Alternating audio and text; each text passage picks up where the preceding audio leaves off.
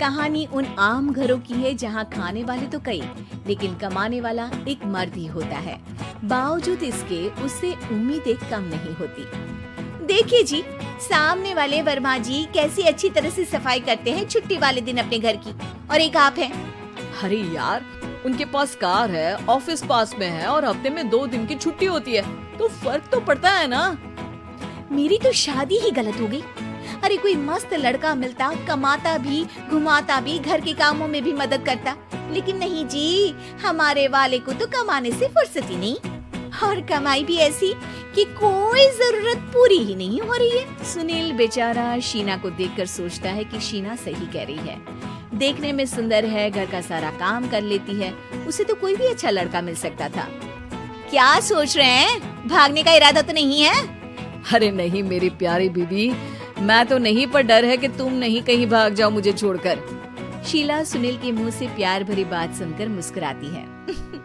आप भी ना। सुनील एक दिन ऑफिस से घर आता है कि तभी शीना कहती है, सुनिए जी, वो मेरी सहेली आई थी, सारा दिन वो लोग यहीं थे, अब जा रही थी तो मैंने कहा नहीं नहीं, मेरे पति छोड़ आएंगे ना तुम्हें, तो रोक लिया मैंने। सुनील थोड़ी देर कुछ सोचता है, फिर कहता है, ठीक है, मैं कपड़े चेंज करके आता हूँ। अरे तेरे पति को तो लग रहा है कि अच्छा नहीं लगा। अरे नहीं नहीं, ऐसी कोई बात नहीं है, रुको मैं अभी उन्हें घर के कपड़े देकर आती हूँ। शीना अंदर जाती है जहाँ सुनील पलंग पर लेटा होता है। अरे क्या मजाक है, वो कह रही है कि आपने मुंह बना लिया। सही तो कह रही है, सुबह से अब ऑफिस से लौटा हूँ, एक कप चाय का तो पूछा नहीं, 20 किलोमीटर जाओ और आओ, और फिर कल उसी टाइम पर ऑफिस। अरे यार, मुझे गाड़ी चलानी आती ना तो बोलती भी नहीं आपको, और कौन सा रिक्शा खींच कर जाना है आपको। सुनील अब क्या बोलता। रात देर से आता है और सो जाता है। अगले दिन शरीर दर्द हो रहा है। अरे तो मत जाओ ना ऑफिस, चलते हैं ना मार्केट घूमने, फिर पिक्चर देखेंगे और रात में खाना खाकर घर वापस। सुनील जब सारे दिन की थकान वाला शेड्यूल सुनता है तो वो सीधे सीधे ऑफिस के लिए तैयार हो जाता है।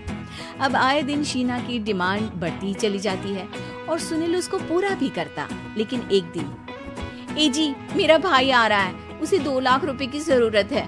हाँ तो मैं क्या करूँ शीना, मेरे पास इतने रुपए नहीं है। हाँ हाँ पता है नहीं है, लेकिन किसी से लेकर तो दे सकते हो ना। अरे मैं किससे मांगू, मेरे तो जानने में भी कोई नहीं है जिसके पास इतनी बड़ी रकम हो। तभी वहाँ शीना का भाई शीनू आ जाता है।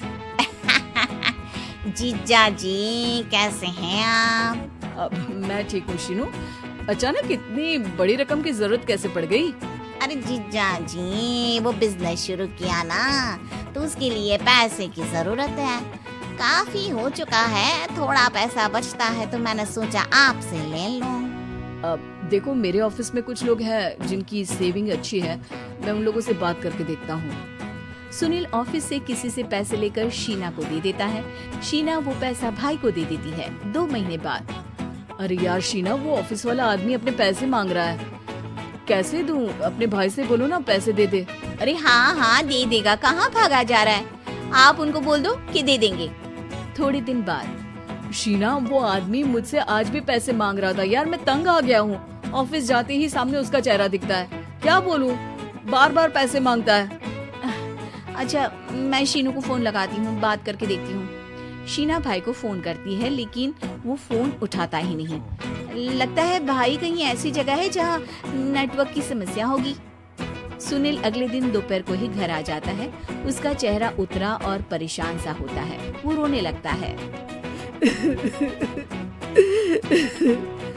अरे क्या हुआ जी, आप इतना परेशान क्यों हैं? सब ठीक तो है ना?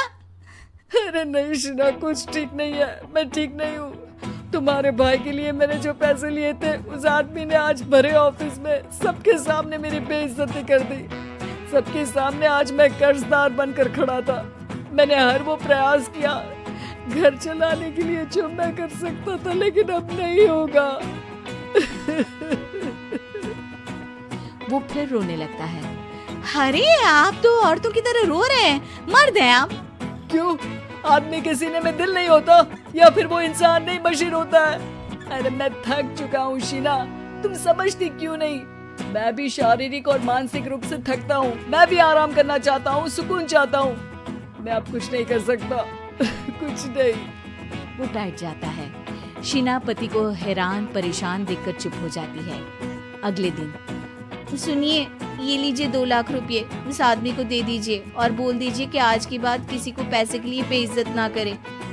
सुनील पैसे देखकर राहत की सांस लेता है। अरे शीना, तुमने तो मेरा बहुत बड़ा काम कर दिया। अब मैं शान से ऑफिस जा सकता हूँ। लेकिन ये पैसे आए कहाँ से? ये पैसे मैंने अपने गहनों को गिरवी रख कर लिया है। तुम ठीक रहो, निश्चिंत रहो, मैं बस यही चाहती हूँ। मुझे माफ करना, पर अब मैं समझ चुकी हूँ कि मर्द को भी दर्द होता है।